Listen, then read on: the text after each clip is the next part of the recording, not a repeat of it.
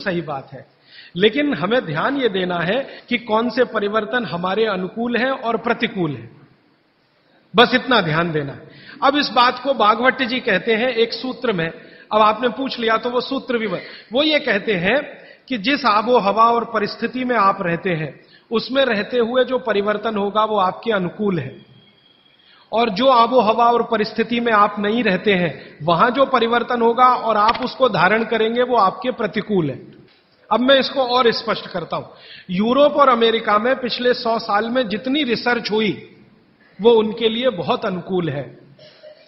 उनके लिए refrigerator European लोगों के लिए बहुत काम की चीज है। जब मैं ये भाषण जर्मनी में दूंगा तो उल्टा ही बताऊंगा उनको, मैं कहूंगा जरूर रेफ्रिजरेटर लाओ, माइक्रोवेव ओवन भी रखो। उनके लिए बहुत अनुकूल है क्योंकि उनकी कंडीशन में वो परिवर्तन हुआ है। हमारी कंडीशन में जो हम परिवर्तन करेंगे वो हमारे लिए अनुकूल होगा। अब जैसे मैं आपको उदाहरण दूं, चक्की है, चक्की, तो चक्की में एक परिवर्तन आज हुआ है, पहले वो नहीं था, आज हुआ है। हमने चक्की में बियरिंग लगा दिया है। पहले चक्की में बियरिंग नहीं होता था, खाली वो एक ऐसा लोहे का वो डंडी होता था और उसके चारों तरफ हम उसको चाक को घुमाते थे, बीच में लकड़ी का एक उसमें वो लगाते थे। वो लकड़ी का हमने निकाल के उसमें बियरिंग लगा दिया, ये भी परिवर्तन हुआ। ये हमारे अनुकूल बैठता है क्योंकि बियरिंग लगने के बाद उसका जो फ्रिक्शन है वो कम हुआ, और फ्रिक्शन कम हुआ तो हम कम श्रम में ज्यादा उत्पादन ले सकते हैं। श्रम तो हो ही रहा है, लेकिन जितने श्रम में हम पहले 1 किलो आटा लेते थे उतने ही श्रम में अब 3 किलो आटा मिल रहा है। यह भी परिवर्तन है, लेकिन यह हमारे अनुकूल है। इसी तरह से और एक उदाहरण दो, हमारे कुछ कार्यकर्ता हैं पूना में, उन्होंने बैलगाड़ी के पहिए में भी बियरिंग लगा दिया। परिवर्तन यहां भी हुआ, नई बैलगाड़ी बनी, उसमें बियरिंग का पहिया है। अब उसका क्या हुआ कि बैल को खींचने में मदद हो गई। पहले बैल 1 टन अनाज लेके जाता था, अब बियरिंग लगी हुई बैलगाड़ी में वही बैल 3 टन लेके जाता है और बिना थके हुए। तो यह भी परिवर्तन है। तो परिवर्तन हमारे आबोहवा ने पर्यावरण और हमारी प्रकृति के अनुकूल है तो हमारे लिए बहुत अच्छा है, और दूसरों की आबोहवा और प्रकृति के अनुकूल जो परिवर्तन है वो आपको उतना अच्छा नहीं है। ये है कहने का मतलब। ठीक है जी, एक बच्चा पूछ रहा है, हाँ पूछो। इलेक्ट्रिक गैस को यूज करना कि नहीं? इलेक्ट्रिक गैस ज्यादा अच्छा नहीं है, लेकिन मजबूरी हो तो ठीक है। अगर आपके पास उसका कोई विकल्प नहीं है तो जरूर इस्तेमाल कर लीजिए, लेकिन अगर विकल्प है, भारत में तो है, ये मैं जानता हूं, इसलिए ज्यादा अच्छा नहीं है। डी, आबोहवा से जुड़ा हुआ एक सवाल है। जैसे राजस्थान में गेहूं की बहुतायत होती है और यहाँ पे चावल की होती है। हाँ। यहाँ पे चावल के खाने के आइटम ज्यादा हो, तो क्या ये सही होगा कि यहाँ चावल का, हम खाने में चावल का उपयोग ज्यादा करें? बिल्कुल सही होगा। आप इस समय चेन्नई में रहते हैं, तमिलनाडु और पूरा एरिया चावल के लिए मशहूर है, तो आप चावल ही ज्यादा खाइए। और इसको ज्यादा आगे बात गहरी बता देता हूं। यहां की जो मिट्टी है, तमिलनाडु की खेतों की मिट्टी और राजस्थान की जो मिट्टी है, उसमें जमीन आसमान का अंतर है। यहां की मिट्टी आप अगर देखोगे तो वो ऐसी है जो पानी को ज्यादा देर पकड़ के रखेगी, और राजस्थान की मिट्टी रेतीली है जिसमें पानी टिकेगा नहीं। ये भगवान ने अच्छे से बनाया है।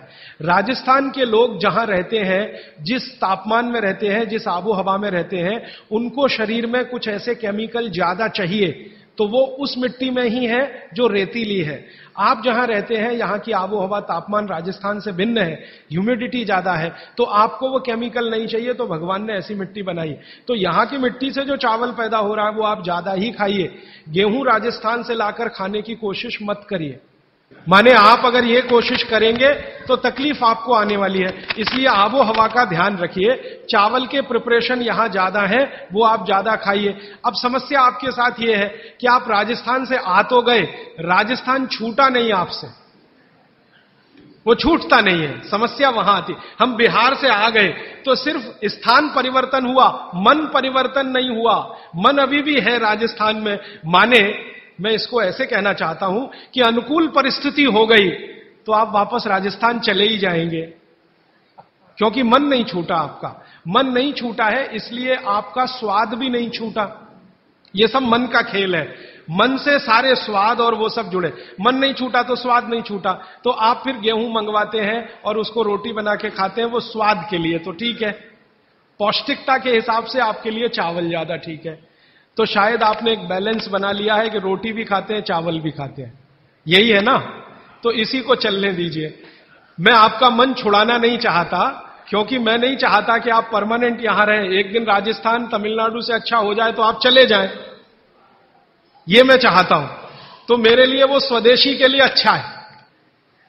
तो आप मन को और स्वास्थ्य को बैलेंस कर लीजिए। बैलेंस इसमें यह है कि 2-3 रोटी खा लीजिए और थोड़ा चावल खा लीजिए, ऐसा कुछ कर लीजिए।